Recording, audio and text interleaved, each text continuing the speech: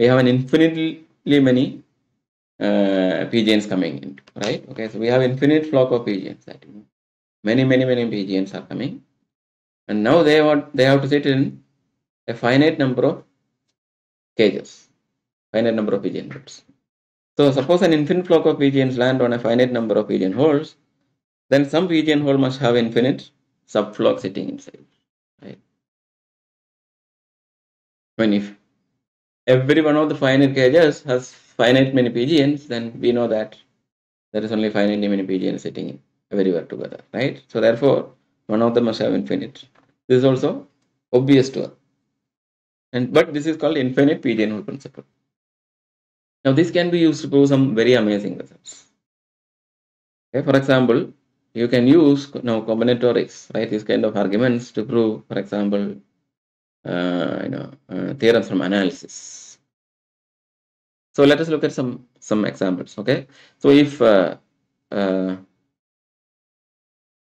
some of these concepts are little difficult for non-math students, they can really just browse through it and without looking at much details. But it will be still interesting and instructive to see, how this kind of a method can be applied. But I think the first part definitely is useful for everybody. And then I will end up with one question, which I will not prove here, and I will ask any math student who may be looking at this course to go through it and try to prove it themselves. So we start with a very famous theorem called Bolzano-Weierstrass theorem. So what does the Bolzano-Weierstrass theorem say? It says that every infinite bounded subset M of the real numbers R has at least one limit point in R. Okay? Every infinite bounded subset M of the real numbers has at least one limit point. Now, maybe you are not math, you will not know what is bounded and what is limit point. They are very simple. I am going to explain. So, a set is bounded if you can find some, let's say, a positive integer M, okay, some natural number M, such that the absolute value of any element of the set M that we are looking at is strictly less than this number that we consider. Okay, so there is some natural number small m such that the absolute value of x is strictly less than m for every element x of m. Okay, whenever x is an element of m, absolute value is strictly less than m. So in some sense, it is saying that it is saying that let's say it's saying that you have like this real line, then there is some number plus m and minus m, right? So the set M that we are considering is going to be sitting inside this interval, right? That is what we are saying, that the elements of the set M, infinite set, what we are looking at, is going to be all within this range. So that is what is boundedness. Okay, that is always inside this minus m to plus m. So the absolute value is strictly less than small m. Now the set M contains not contains, like the set M has a limit point, let us say p in the real numbers R, or p some element p is a limit point of M if for every epsilon greater than 0 the interval p minus epsilon and p plus epsilon contains infinitely many points of. So like what we were looking, maybe I shouldn't have raised it. So let's say that some point p we are looking at, okay, 0 minus m plus m, etc. So this p is a limit point of the set M that we are looking at. If look at this interval, okay, where this length is alpha, this length is also alpha, right? So p minus alpha, this is p minus alpha, and this is p plus alpha. So this interval p minus alpha, p plus alpha, where alpha is any real number, okay, that interval contains infinitely many points of M, right? The number of points of M that belongs to this interval must be infinite. In that case, we say P is a limit point. Now alpha can be made as small as you want, right? For every epsilon greater than 0, this is 2. So if I give you epsilon is 1 by 10 raised to 100,000, then you should still be able to find infinitely many points of M inside. So what the Bolzano-Vesta theorem says is that if the infinite set is bounded, then it has at least one limit point in R. Okay, you can always find some element whose boundary contains infinitely many points for every small enough, every not small enough, every interval, right? As small as you want. Now, so the proof of Bolzano-Vesta theorem by using infinite Pigeon principle. So what are the Pigeons? Well, points of M are the Pigeons. That is easy to see, right? Because easy to imagine, not see. Because we know that for infinite Pigeon principle, we need infinitely many Pigeons, and right, infinite flock of Pigeons we want, and then and then we need to find some pigeonholes, of course, which are finitely many in number, right? Finite number of pigeonholes. But since we already have this infinite set M, points of M are the pigeons. Now, what are the pigeonholes? Okay, so the pigeonholes, we are going to define the pigeonholes as the intervals, because what we really wanted to show that that there is a limit point says that some interval contains infinitely many points, right? So basically, the pigeonhole principle, when we apply, is going to tell us, some interval contains infinitely many points, and that is what we precisely want, right? For any epsilon, we need this, but this is what we want. So therefore, we look at the interval. So you look at the use the fact that the set M is bounded. So therefore, we can find this minus M and plus M such that the values of or the points of M are strictly between the intervals minus M and M, right? So every element are now going to be present inside this interval, right? Now, minus M to M, there are finitely many intervals, right? Minus M plus 1, minus M plus 1 to minus M plus 2, etc. Minus 1, 0, 0 to 1, etc. M minus 1 to M. So there is at most 2M intervals here, and you take the 2M intervals, then we know that because they are finite, by pigeonhole principle there must be some interval which contains infinitely many points of M. Okay? So let us consider some interval, let's say 4, 5 contains infinitely many. There could be several, of course, several intervals contains infinitely many. If there are more than one, you pick one of them arbitrarily. Okay? So we found out 4, 5 contains infinitely many, let's say. So then what we do? Then from this we selected 4, 5, it contains infinitely many. Okay? So now what I am going to say is that my number is going to be the limit point that I am going to define is going to be 4 point something. Okay? Then what I do is that because 4, 5 contains infinitely many, I take the interval 4, 5 and then divide it into 10 subintervals like 4.1, 4.2, etc., 4.9 and 5. So take these 10 subintervals again. Since there are infinitely many in this interval, we know that there are infinitely many here and there are only 10 finitely many pigeonholes. So therefore some interval must contain again infinitely many points. Whichever interval, maybe more than one, you select one of them at random. Then this interval definitely contains infinitely many points. So I'll say that now the limit point is going to start with x equal to 4.2. Then take 2, 3, again subdivide. I will get something, maybe the 7, 8 interval. So I will select 7. Then I will take the 7, 8 interval and say that okay, 1, 2 will have this. So I will take the next digit as 1. Then 1, 2 will contain 1.8, 9 might contain infinitely many. So I will take this. So this way I keep on doing. I can apply it as many times as one, like depending on the accuracy, right? Whatever epsilon you give, I do it as many times, and then I'll show that I can continue to this. So this defines a real number, right? Maybe it doesn't stop, but still it defines a real number, and by the decimal expansion, and then the number is a limit point. So we can easily show that x is a limit point of M. So I want you to think about y and show it yourself. Why precisely you can say that M is the x that we have defined now is a limit point of M. Okay. So this is the Bolzano-Weierstrass theorem. Now as a homework, I want you to do the following theorem. This is a generalization of Bolzano-Weierstrass theorem into, this Bolzano-Weierstrass is on the real line. Now let us take the real plane, right? You have x-axis and y-axis. So any bounded infinite subset M of R2 has at least one limit point in R2.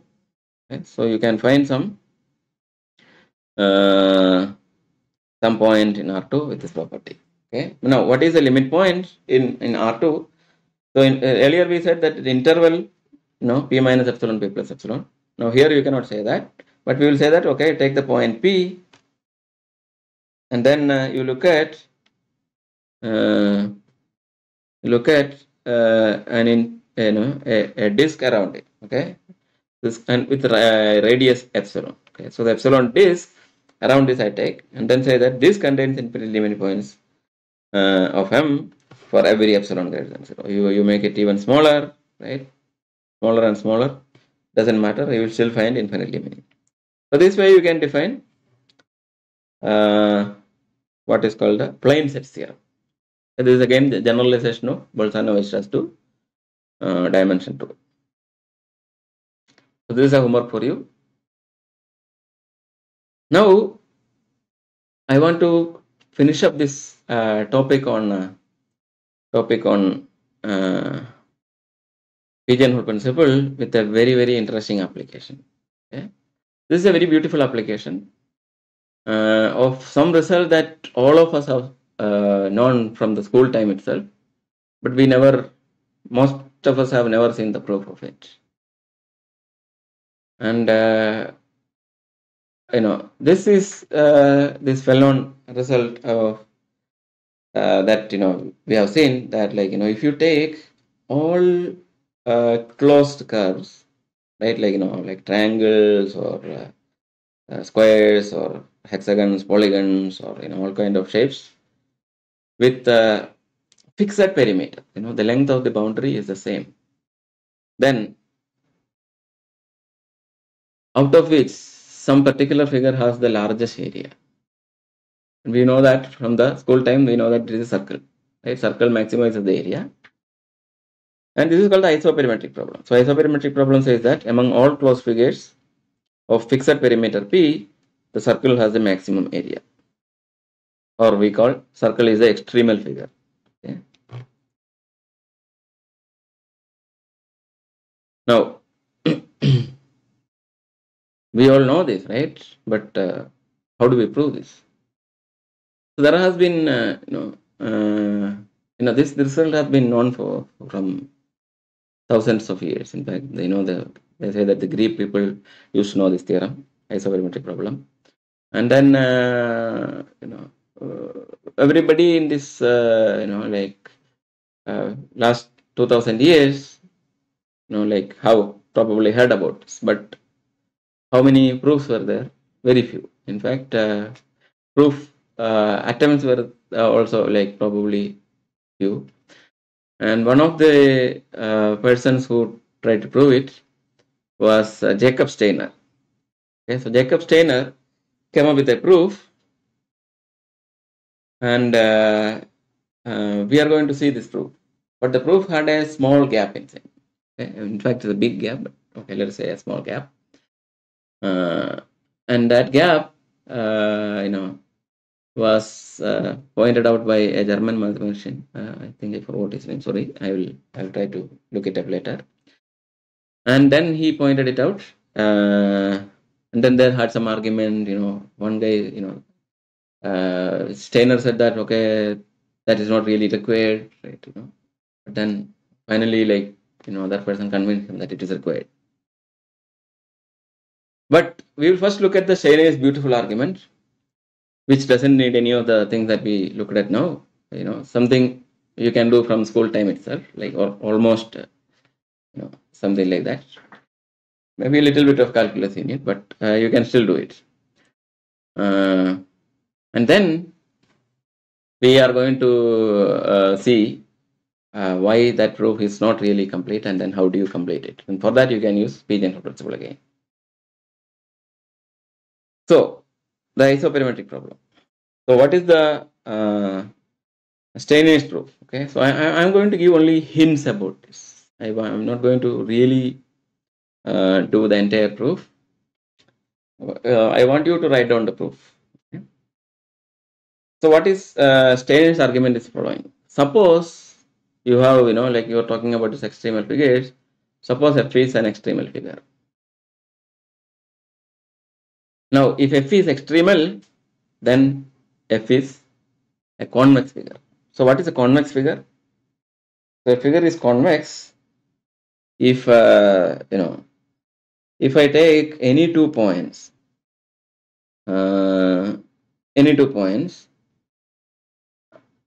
whichever 2 points you take, right? Then you take the straight line segment joining these two. The entire line must lie within that the set. Right? So the set is convex, or the figure is convex if any 2 points that we take, the line segment joining them must lie within entirely that set. On the other hand, our polygons that we look at like this, they are convex, right? Because you take any 2 points, no matter which two you take, the line joining is within that. On the other hand, a figure like this is not convex, right? Because I can take this point and this point, right? The line segment joining that is not inside the set, it's outside. So this is not convex, this is convex. So the claim is that if you are talking about extremal figures, it must be convex. Can you think of why? Okay, I want you to stop and think about it.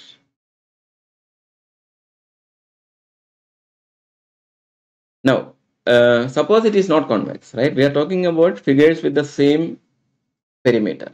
The length of the boundary is the same, right? Now, if the figure is not convex, I want you to show that you can basically increase the area without increasing the boundary. Okay, so show that if the figure is not convex, you can increase the area without increasing the length of the boundary. So once you show that, the claim 1 holds, right? If F is extremal, then F must be convex. Now you take take this boundary. Now the boundary, you pick 1 point, right? Now in the boundary, what you do is that you take you pick 1 point, and then what you do is that you go along one direction, right, and go exactly halfway through the perimeter. Perimeter is exactly half. That you can do, right? You just move along one side till you reach exactly half, and once you reach exactly half, what you do is that you select your second point. Okay, so these points, let's say, is A and B. I say that this AB, the line, you take a line connecting this AB. Okay, this I call a cross cut. Now,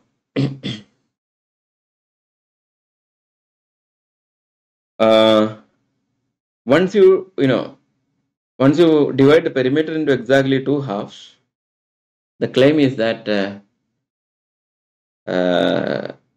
areas must be equal also, right? So if you take such a cross cut, this is called a cross cut, then the area of this half and the area of this half, they are both equal.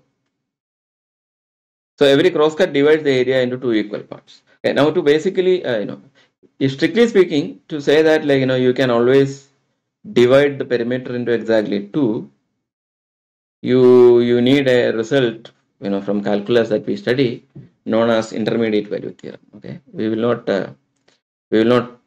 go into details there. So intermediate value theorem says that if you I don't know whether I have written it here for you, or I can just tell you. If you talk about maybe I have written somewhere. Yes, we will come to that. Okay, don't worry. We will need some result. Yeah. So every crosscut divides the area into two equal parts. Okay, so that is the claim 2. So try to prove this claim 2. Again, using the fact that if that is not the case, you can still, without increasing the boundary, you can still increase the area. Now, claim 3. This is the most important claim. For a crosscut, let's say AB, right? So AB basically divides the perimeter into exact half. So I can just take half of it, right? Because the other half are the same thing and same area also. So I just take one half. Then now we take any third point, let's say C on the boundary. Okay, so you have A, B crosscut, A and B are on the boundary.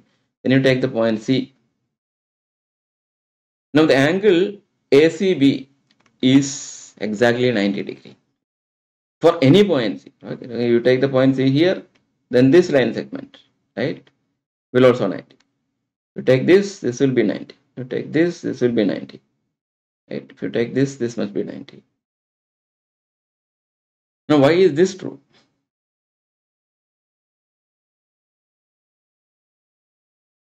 Can you prove that it must be 90 degree? I want you to think about this. But let me give you some idea. Okay. But yeah, you think about it sometime and then you listen to my idea. Then you try to finish the proof. So here is the idea. Suppose not, right? So we have some angle is, let us say, so this is, let's say, AC, then you have CB, right? Right? So this is AB. So what I do is that I take this part AC, ACB. So I have this AC line segment and the CB line segment. At this point C on the boundary, I'm going to put a hinge. Okay, I'm going to put a nail there. Then I will assume that this entire thing that we are looking at is made of like some thin paper, and then you have cut this part, right, and put this nail there. So I have cut this part out and this part out. So I have this things, right? So these two things are there. Then what I do? Then I will, because there is this hinge, I'm going to take this piece of paper and I'm going to rotate it. I'm going to rotate it in this angle or this angle.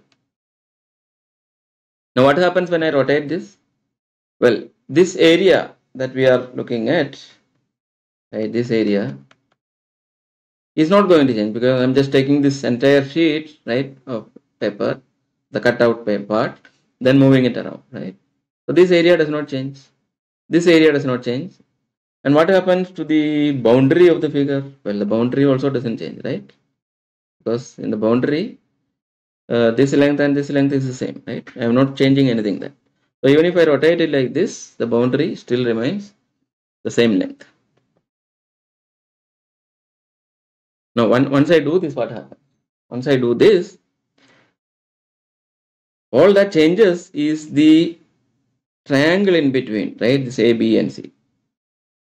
This triangle changes because the angle between these two line segment changes. Of course, the length of this and this doesn't change, right? So this length and this length doesn't change, but the angle changes, right, when I rotate.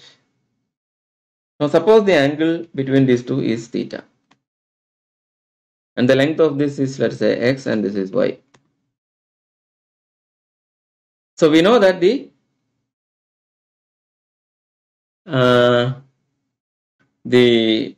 area of the triangle is determined by the length of this side, this side, and the angle between those two sides, right, which is theta.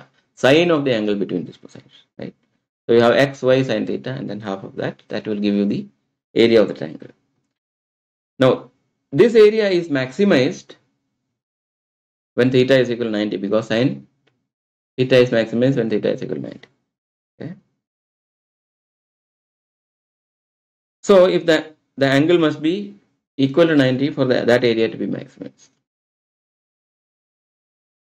Now this tells that if it is not 90, you can still maximize the entire area of the part that we are looking at, right? So using that, one can complete this claim, right? For cross-cut AB and any other boundary point, the angle must be ACB for every point on the boundary.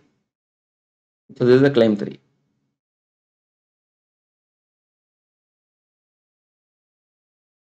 Now what does this show? This shows that nothing apart from circle can be an extremal figure. Okay, so for this part I am using something which we have not really proved at this time.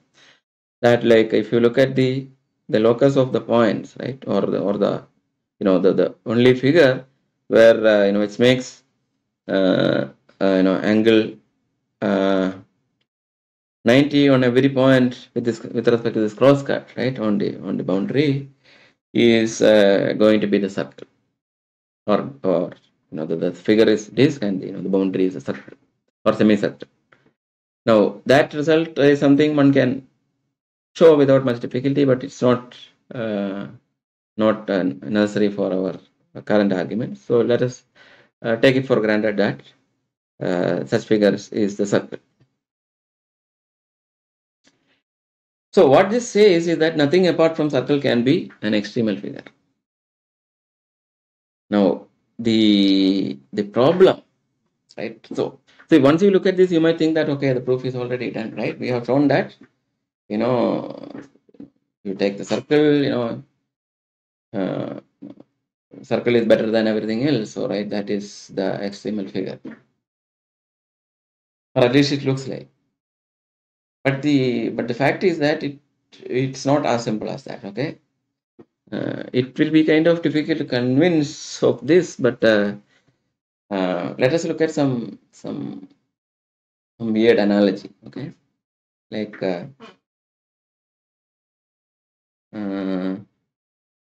suppose I ask you the following question, right? That if you take, let us say, if you take a needle, okay. Let me take a blank paper somewhere. Yeah. Suppose I take a needle. So a needle is basically a line segment without any width, right? Just a line segment of, let's say, unit length, whatever it is, right? Some unit, 5 centimeter, 10 centimeter, 1 meter, 1 kilometer, doesn't matter. Some unit, 1 unit, line segment. What I want to do is that I want to place this line segment, or in fact, I want to rotate this line segment in the plane, right? So, we are sitting inside this plane and I want to rotate the line segment 360 degree.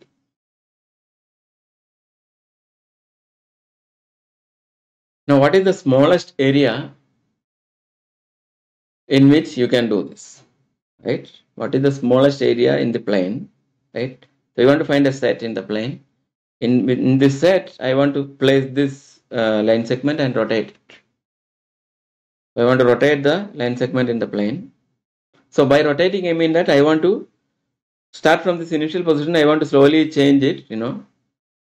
I can, I am allowed to move it like left or right if you want. I can shift it here, right? So I shift it here a little bit and rotate it a little bit.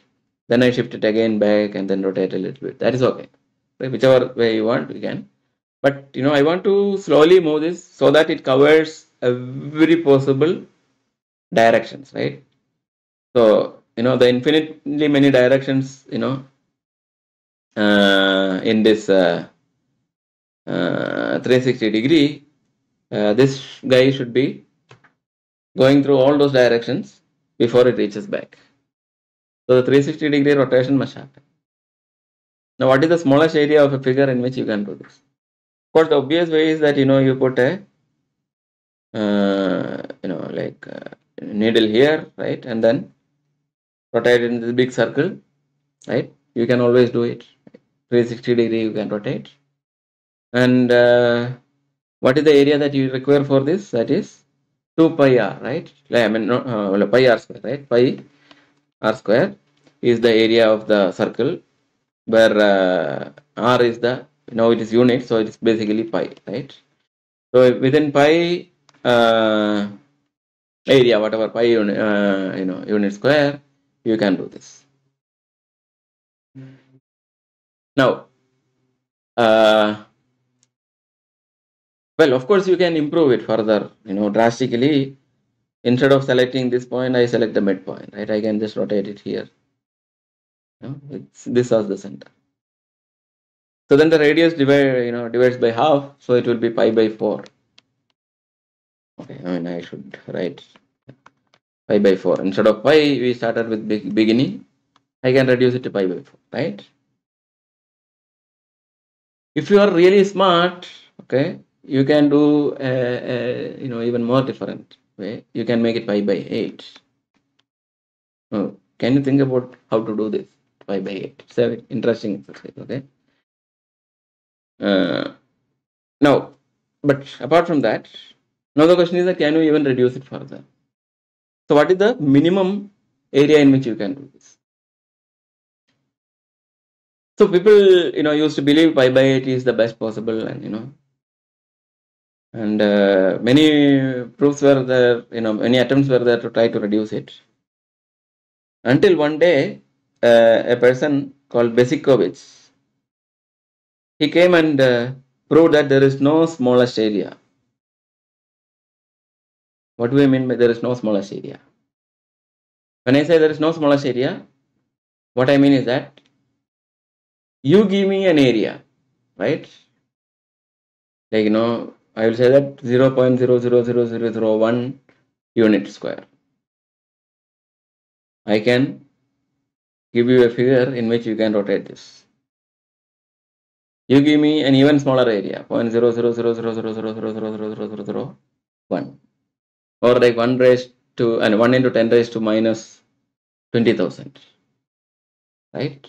No matter how small you give me, and no matter how large your unit is going to be, like, this can be 1 light year length, or 100 kilometer in length. As far as you give me a line segment of that length, I can give you a set in which you can do this rotation. So which means that you can make the area go to as close to 0 as you want. You can of course never reach 0, right? You cannot do rotation in a 0 area. This thing. So therefore, it is never 0, but it can be as close to 0 as you want. So which means that there is no minimum area in which you can do this. So similarly, one question that one should really answer is that, is there actually an extremal figure? Right? We said that nothing other than circle can be extremal. But is there an extremal figure? If there is an extremal figure, we proved that, assuming that there is an extremal figure, right? This is all assuming there is an extremal figure, right? These arguments are assuming that, okay, suppose there is an extremal figure. If f is extremal, then f is convex, right? We assume that there is an extremal figure. Right? We said that if f is extremal, cross cut divides into equal parts. But maybe there is no extremal figure, right? Maybe these properties are there for circle, but still, that only says that all these properties must be there, right? But what is the guarantee that there is an extremal figure? Maybe there is no extremal figure, right? There is no largest area. You can keep on doing like this, right? Keep on making it small like that. You can keep on making it larger or something. We don't know. So we need to prove that, and proving that requires another version of Bolzano-Vesta's theorem. So this is called Bolzano-Vesta's theorem for compact figures. I think I made the wrong choice. Yeah. So for compact figures, or BWCF. we say that any bounded sequence of compact figures has a converging subsequence. Okay? So this is for math students. Other students need not really look into this, but just to thinking about it may be interesting. But other than that, but math students can look at this, should look at this. So any bounded sequence of compact figures has a converging subsequence. So what is a compact figure? So we already said what is bounded, right? Now if you have a set which is bounded, and we said what is a limit point. So if all the limit point of a set belongs to that set itself, then it is called closed. Now if you have a set which is bounded as well as closed, then it is compact. Okay. Now if you have a set S not a set, S is a real number which is the exact upper bound of areas of all figures with perimeter P. Okay. Suppose. So, okay, sorry, I didn't mention this. So, suppose we proved Bolzano-Vesta's theorem, right? Any bounded sequence of compact figures has a converging subsequence. Once you have this property, we can assume there is some figure which is the exact upper bound of areas of all figures with perimeter P. This is by using a property of real numbers, existence of exact upper bound. I will mention what is exact upper bound and how to prove this. In fact, you can prove it using again Pdn principle if you want. Yeah, assuming that this is done already, that we can say that S be the exact upper bound. Then for every natural number k, we can find a figure mk with perimeter P and area greater than S minus 1 by k, because S is exact upper bound. In the neighborhood, it should contain at least 1 point. Okay, that's by the definition. And so therefore, if the exact upper bound of all figures of perimeter P, the S is the area, then S minus 1 by k for any k, you should be able to find some figure which is close to that. That is a property of exact upper bound.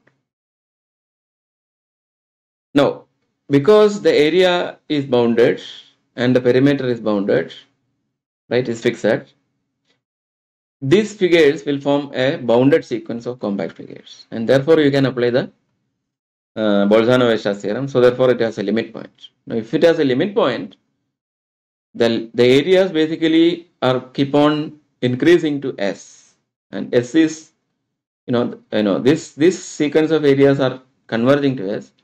So if there is a limit point for this, that only possibility is S only. No, you cannot have a different value as the area limit point of the areas. Okay, so these things one can, math students can easily figure out. Therefore, by the above theorem, if we have the above theorem, this was a limiting figure. So clearly the figure must have area S. So therefore, by Bolzano-Vesta's theorem for compact figures, we can show that there is a limiting figure, and since we already know that the only possible limiting figure is circle is the limiting figure, and therefore we have a maximum there, and therefore we have circle obtains the maximum area. Now, I want you to prove Bolzano-Vesta's theorem for compact figures. This is a resultant analysis, of course, using the Pigeon principle, infinite form. So this is just for math students. Other students are welcome to try if you want, adventurous students. But you need some concepts which mostly only math students see. So here are the concepts needed to prove the using the Pigeon principle to prove this. Okay, so one is that a set M subset of R is bounded non-empty. Then alpha belongs to R is an exact upper bound of M. If first property, there is no larger element in M, right? So X belongs to M, X is greater than alpha, there is no such X.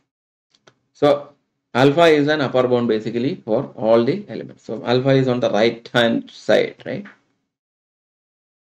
Then the interval alpha minus epsilon comma alpha contains at least one limit point of M for every alpha. For every epsilon. Okay. So for every epsilon, the interval alpha minus epsilon comma alpha contains at least one limit point of M. at least one point of, sorry, not limit point. Okay, so there are, as close as you want to go, there should be one point again and again and again and again. Right? Now, I'm saying that it is at least one point of M because this point of M may be disconnected and sitting outside as a single point on the right hand point, right? That is still a point with this property, right? It's an exact property. And you don't need infinitely many points for it to be an exact property. Okay? But still you can show the existence of an exact upper bound using the infinite PHP if you want. Then second condition, if a continuous function, so again I'm not going to define a continuous function formally here. My students already know that. Other students can assume that it's a smooth growing function in the sense that there are no breaks, right, in the values, right? So basically, like if you start from a value, it keeps on smoothly increasing till it reaches another value. So if a continuous function over a connected set M attains let's say two values f of a and f of b, where f of a is strictly less than f of b, at corresponding points a and b, and f of a and f of b contain some number y in between, then for any number, let's say y, you take in between, then f of c is equal to y for some point c between the points a and b. This is called intermediate value theorem. Right? Basically, it says something like this. So you have this, where is the colored pen? Yeah, so you have this, let's say, I'll take the blue. So you have, let's say, these two, axes, and then you have this continuous function, let's say. And then it attains some values, let's say, f of a and some value f of b. Now you take any number between f of a and f of b, right? Let's say y. Then there is some point c between this a and b such that f of c is equal to y, right? This kind of obvious once you see it in a visual manner, but you need to prove it correctly. This is called intermediate value theorem. Okay? Something one can show easily. And this is a result that you might require if you want to formally prove this. Then, given a compact figure f, the epsilon extension of f is obtained as the union of epsilon disks of all points of f. Okay, so here is an example. So I take let's say some compact figure. Then what I do is that fixing some epsilon, I will say that okay, I take an epsilon circle, right? Epsilon disk, not circle, right? Epsilon disk around each point of the set. Every point I'm going to keep an epsilon disk, right? Then this, right? This union of this epsilon disk gives me another set. Okay? This is called the epsilon extension of, let's say, the figure f. The figure f. Okay. So we have the epsilon extension of the figure f.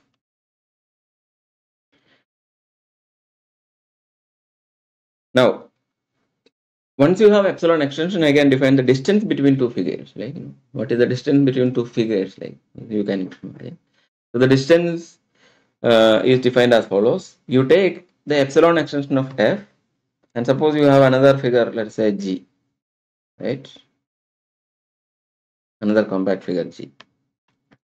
Now the distance between f and g is you take the epsilon extension of f and find the smallest epsilon such that you can put g inside f. Okay. But you want your epsilon to be such that if you take epsilon extension of g, you should be able to put f also inside G and the extension. So the smallest epsilon says that epsilon extension of f1 contains f2 and f2 epsilon extension of f2 contains f1. That is called the distance between the compact figures f1 and f2. Okay, so this is these are the these are the points or notions that you might require to really formally prove the Bolzano-Weierstrass theorem for compact figures, and again using the infinite Pigeon principle. Okay, so try to prove this, and then that will tell you, there is an extremal figure for the isoperimetric problem. Then we will prove that circle has the maximum area among all these figures. So I think that would be a very nice question, because it's a very classic question that all of us have studied in school, and probably not seen a proof of it before. So try to look at this and try to prove this.